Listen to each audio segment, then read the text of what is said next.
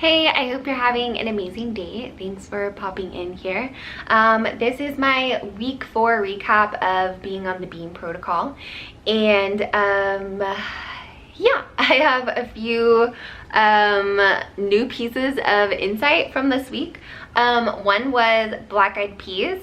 Eating them was very enjoyable. They taste delicious, like so yummy, but they don't fuel me in the way that eating other beans does, and they also don't keep me full for as long afterwards. So that was something new that I learned. I'm looking at my notes here.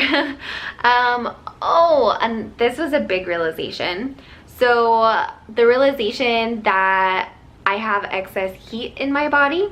So if you're familiar with Ayurveda or Chinese medicine, you can learn a lot about that. So like finding a balance, you don't want too much, your body to be too cold or too hot. Anyways, so the first thing I noticed was my tongue. So the tip, before I show you, I'll tell you what to look for. The tip of it is very red. And it was like twice this red earlier this week. I should have taken a video at that point, but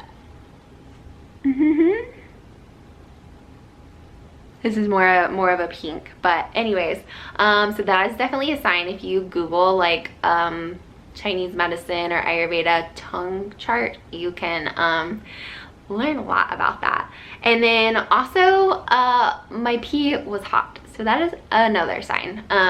You can tell a difference.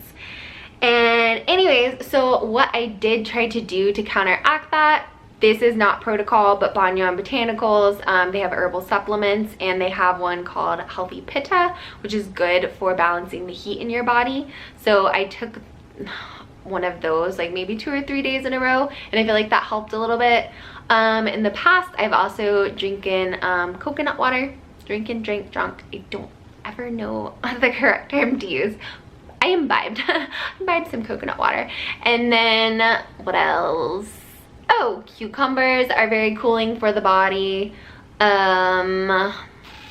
Celery, certain fruits, but I didn't do that. Also, my favorite combination of beans, black beans and kidney beans. I looked it up. Black beans are cooling, kidney beans are heating. So if you think about it, they kind of balance each other out. And then I like to top that with sweet potato and then tomatoes, which tomatoes are heating, sweet potato is cooling. If you are interested in any of like the food property stuff, you can look up heating and cooling foods, Chinese medicine or Ayurveda. I think it's really interesting, and it's definitely been helpful to me at times. So yeah, that is that. And then oh, this is huge. So I went to pay our credit card bill. We have one credit card that we use for just groceries because we get like the highest percent on it or whatever. And I looked at the amount that we paid like every month for the last 6 months. And I think our bill, it was like $625 or something. And the closest, cheapest one to that, I hope I'm making sense, in the last 6 months was $750. So we at least saved $125 up to $225 with the varying bills on other months. So I thought that was amazing. Definitely a perk of the Bean protocol. Some key players in that, I think, are I was eating RX bars, which are like $1.50 each when they're cheap. And so if I was eating one, oftentimes Justin, my husband, was eating one as well. That's $3 a day on bars.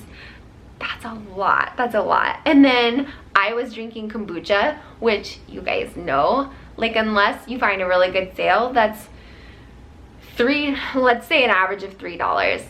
That's a lot. That's a lot of money on kombucha.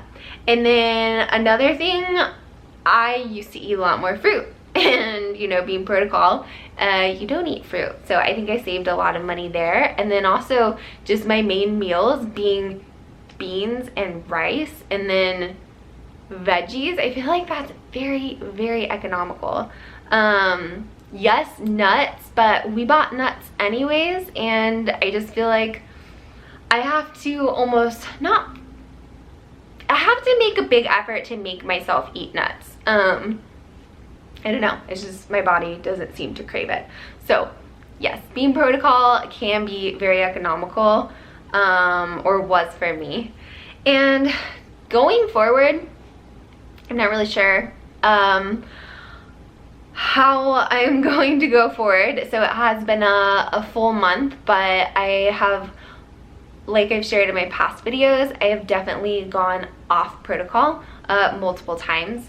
And I feel like for me, the more I went off protocol, the more it made me crave and want to go off protocol. But at the same time, I'm really trying to reframe how I think about food and give myself permission and freedom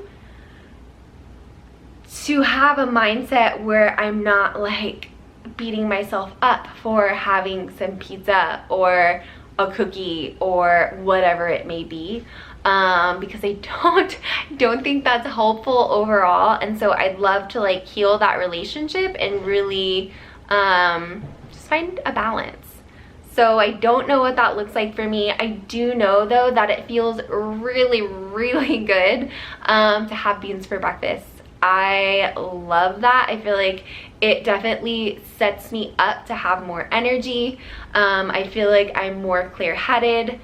So those are two huge things that I was hoping could be improved for me embarking on this journey, and I didn't even follow it to a strict T, and I've seen a huge difference.